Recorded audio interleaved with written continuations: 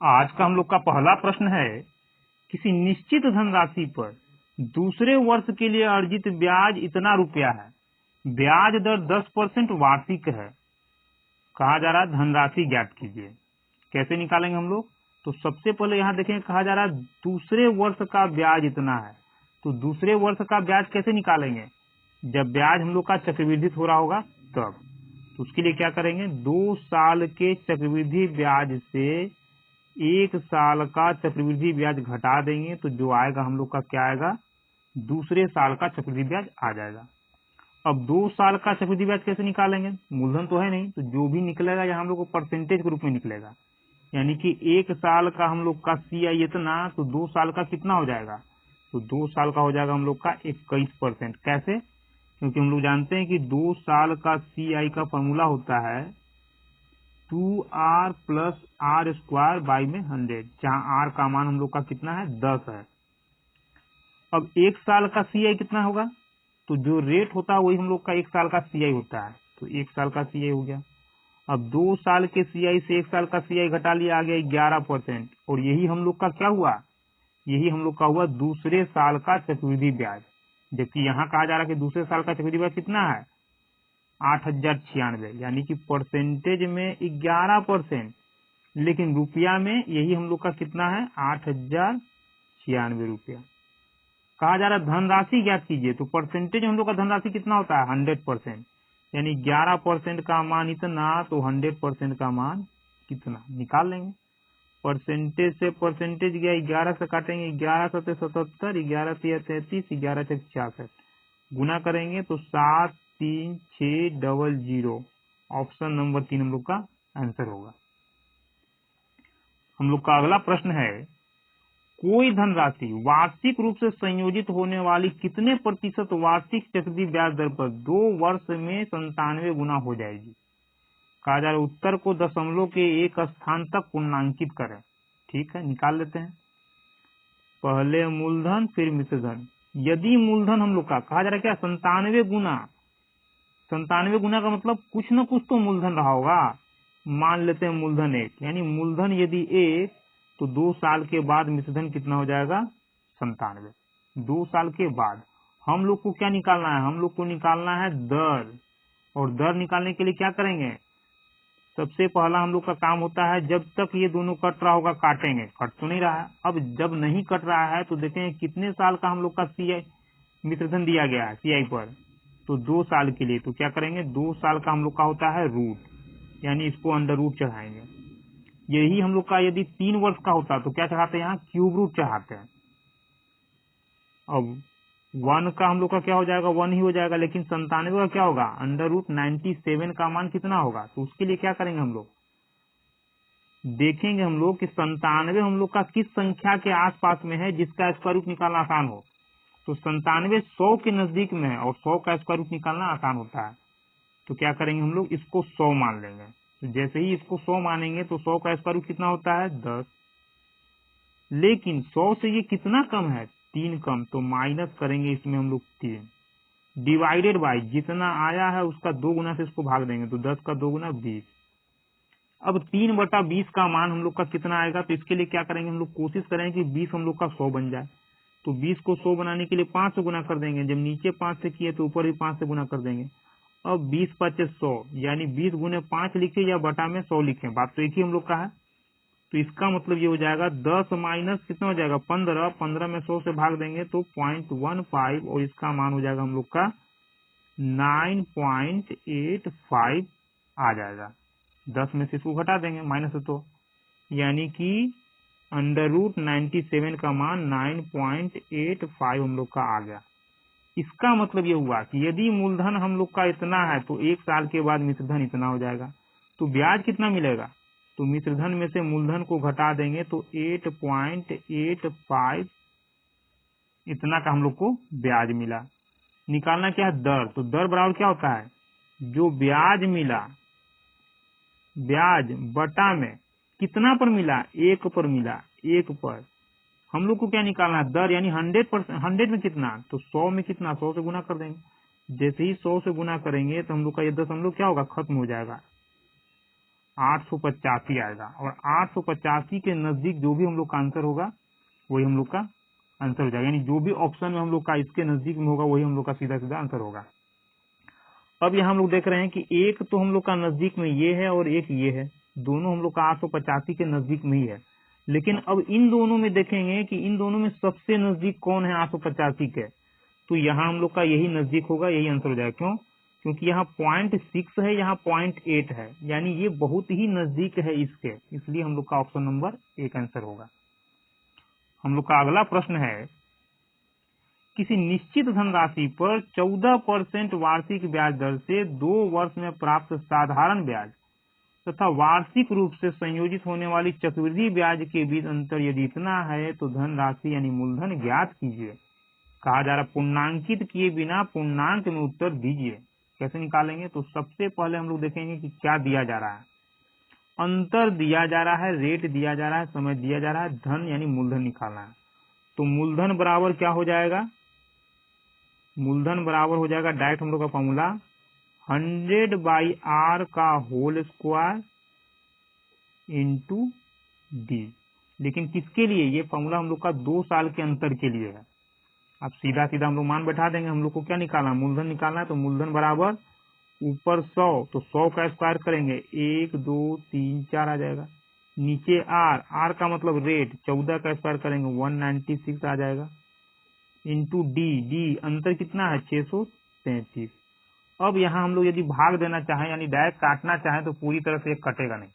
जब नहीं कटेगा तो क्या करेंगे? यहाँ हम लोग को जनरल तरीके से ही भाग देना पड़ेगा।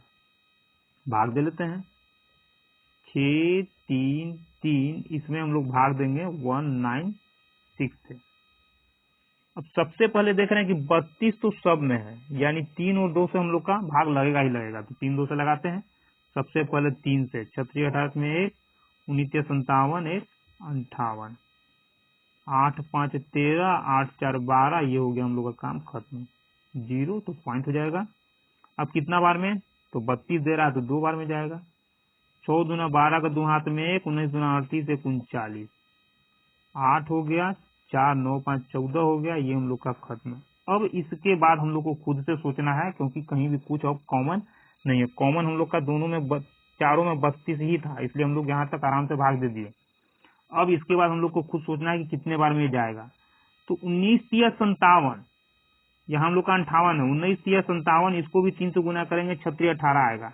18 का 8 है और ये हो जाएगा 57 1 58, यानी हम लोग का 588 आएगा, जबकि यहाँ हम लोग का 580 ही है। यानी 3 बार में नहीं जाएगा, 2 बार में ही हम लोग का जाएगा। 2 बार में ले जाएंगे। तो 6 दूना 12 का 2 हाथ में 1, 19 दूना 38 1 39, ये हो गया 8 9 8 17, 4 में से 3 गया 1। अब कितने बार में जाएगा? तो सबसे पहले तो देख लिए हम लोग कि ये तो हम लोग का होगा नहीं। अब 3 ऑप्शन बचा, तीनों में क्या होगा? 19 9 171, 19 9 171, 6 9 54, 5 वहां से ले लेते हैं तब भी हम लोग का कितना होगा? 76 ही होगा, यानी इससे कम ही है, तो 9 बार में जाएगा। अब पूरे ऑप्शन में देख रहे हैं हम लोग कि 229 एक ही ऑप्शन में है, या फिर ऐसे कहें कि 3229 सिर्फ एक ऑप्शन में है, कहीं भी हम लोग का 3229 नहीं आ रहा है, यानी सीधा सीधा बाकी 100 ऑप्शन हम लोग का हो जाएगा फेल। यहीं से हम लोग का आंसर मिल गया कि इतना हम लोग का आंसर होगा। लेकिन इसके बाद एक अंक और हम लोग का था, तो देख रहे हैं कि ये हम लोग का एक ही ऑप्शन में मिल रहा है, यानी कि यही सीधा सीधा हम लोग का हो जाएगा। अब कहा ये जाएगा कि ये तो पॉइंट में है, तो पॉइंट में इसलिए है क्योंकि इससे इसमें भाग दिए तो 3.2295 तो आएगा, लेकिन इससे गुना भी तो करना था 1 2 3 4। तो हम लोग क्यों गुना करेंगे? उतना हम लोग को नहीं सोचना है, सीधा देखेंगे कि कितना आया यहाँ, और यही जो भी अंक आ रहा है सीधा सीधा हम लोग का आंसर हो जाएगा। क्योंकि इससे गुना करेंगे तो 4 यहाँ 0 है और 4 अंक के बाद दशमलव यहाँ खत्म हो जाएगा, तो सीधा सीधा हम लोग का आंसर हो जाएगा। हम लोग का अगला प्रश्न है, 2 वर्ष में एक मूलधन पर 5% वार्षिक दर से चक्रवृद्धि ब्याज और समान समय में उसी मूलधन पर साधारण ब्याज से इतना रुपया ज्यादा है। यानी इसको सीधा सीधा कह सकते हैं कि चक्रवृद्धि ब्याज जो है साधारण ब्याज से 10 रुपया ज्यादा है, या फिर ऐसे कहें कि चक्रवृद्धि ब्याज साधारण ब्याज दोनों के बीच का अंतर इतना है तो मूलधन कितना होगा। क्या करेंगे 5%, और 5% का मतलब होता है 1/20। बात किया जा रहा है 2 साल का, तो 2 साल का हम लोग का क्या हो जाएगा पावर 2। यहाँ फॉर्मूला लगाने का जरूरत है नहीं, 2 साल का है तो सीधा सीधा हम लोग निकाल लेंगे। 1 का स्क्वायर 1 और 20 का स्क्वायर 400, यानी मूलधन इतना, तो हम लोग का CISI का अंतर इतना। लेकिन इसके द्वारा क्या कहा जा रहा है कि CISI का अंतर 10 रुपया है, यानी हम लोग का अंतर इतना आया और ये कह रहा है कि 10 आना चाहिए, तो कह सकते हैं ना कि 1 का मान ही तो 10 रुपया है, तो निकालना है मूलधन। तो 400 का मान कितना, तो 1 का मान 10 रुपया, तो 400 का मान कितना, 1 के मान से गुना कर देंगे तो कितना हो जाएगा 4000। ऑप्शन नंबर 3 हम लोग का आंसर होगा। 400 में 10 से गुना करेंगे 4000 आ जाएगा। हम लोग का अगला प्रश्न है, एक महिला प्रत्येक वर्ष यानी हर साल के प्रारंभ में 5% चक्रवृद्धि ब्याज की दर से 200 रुपया निवेश करती है, यानी हर साल 200 रुपया वो निवेश करती है। जैसे अभी 200 रुपया का निवेश किया गया, अब 1 साल जैसे ही बीत जाएगा फिर 200 रुपया वो अपना लगाएगी। कहा जा रहा है दूसरे वर्ष के अंत में उसकी कुल निवेशित राशि कितनी हो जाएगी, यानी ब्याज के साथ टोटल धन उसका कितना हो जाएगा 2 साल के बाद, ये हम लोग को ज्ञात करना है। तो सबसे पहले क्या किया गया, पहले साल के लिए यानी पहले साल के फर्स्ट मंथ में 200 रुपया उसके द्वारा निवेश किया गया यानी लगाया गया। तो 1 साल के बाद ब्याज कितना मिलेगा, पहले ब्याज निकालेंगे। तो 1 साल के बाद ब्याज कितना मिलेगा 5% के अनुसार गया हम लोग का 10 आ गया, यानी इतने का ब्याज मिलेगा 1 साल के बाद। अब जैसे ही 1 साल बीत जाता है तो बीतने के बाद फिर से वो 200 रुपया लगाती है। तो 200 तो उसका पहले से लगा हुआ था, 200 तो उसका पहले से लगा हुआ था, फिर वो 200 रुपया लगाती है। या फिर अभी इसको हम लोग छोड़ दें, बस इतना देखें कि 10 रुपए का उसको ब्याज मिला। अब 10 रुपए का ब्याज मिला तो ब्याज सहित 1 साल के बाद उसके पास कितना रुपया आएगा हाथ में, तो 10 रुपए का ब्याज मिला ये, और उसका अपना धन 200 रुपया था, तो टोटल उसके पास अभी कितना रुपया हो गया, टोटल उसके पास हो गया 210 रुपया। यानी 1 साल के बाद उसका अपना धन कितना हो गया, मूलधन प्लस ब्याज मिलाकर के 210 रुपया। लेकिन कहा जा रहा है कि जैसे ही 1 साल बीत गया फिर से वो 200 रुपया अपना निवेश करती है, यानी अभी तो उसका 1 साल के बाद इतना रुपया मिला है ब्याज सहित, इसी में 200 रुपया और वो लगा देगी, यानी 200 रुपया और लग गया। तो अब उसका मूलधन कितना हो गया 410 रुपया। अब ये धन क्या करेगा, 1 साल के लिए फिर वो लगा रही है, तो 1 साल के बाद फिर कितना ब्याज मिल जाएगा, तो अब तो ब्याज उसको 410 पर मिलेगा, क्योंकि उसका अपना धन कितना हो गया, 1 साल के बाद उसका पूरा का पूरा अपना धन 410 रुपया है, और इस पर उसको 5% का ब्याज मिलेगा। निकाल लेंगे 5% का ब्याज, 5 4 25 20, 10 से भाग देंगे 20.5, यानी कि 2 साल के बाद टोटल ब्याज कितना मिला पहले ये निकालेंगे। तो टोटल ब्याज कितना, 1 साल के बाद ब्याज मिला था ये, 1 साल के बाद ब्याज ये मिला, दूसरे साल में ब्याज ये मिला, तो 2 साल के बाद ये ब्याज हो गया। तो टोटल ब्याज कितना मिला, तो पहले साल में ब्याज और दूसरे साल में ब्याज, तो टोटल ब्याज कितना हो गया, दोनों को जोड़ देंगे, तो 20 में 10 को जोड़ देंगे तो कितना आ जाएगा 20 10 30 5 35, यानी 2 साल में उसको टोटल जैसे जैसे धन निवेश किया गया इतना रुपया का तो ब्याज मिला। लेकिन कहा जा रहा है कि निवेशित राशि टोटल कितनी हो जाएगी, यानी ब्याज सहित पूरा धन उसका कितना हो गया, तो ये हो गया उसका ब्याज, और निवेशित धन कितना था, पहले वो 200 रुपया लगा रही थी और फिर से 200 रुपया वो लगाती है, तो टोटल उसके द्वारा कितना धन लगा दिया गया 400 रुपया, तो 35.5 रुपया ब्याज प्लस 400 रुपया उसका अपना मूलधन, तो टोटल उसके हाथ में 2 साल के बाद कितना आ गया ब्याज सहित 435 रुपया 50 पैसा। ऑप्शन नंबर 1 हम लोग का आंसर होगा।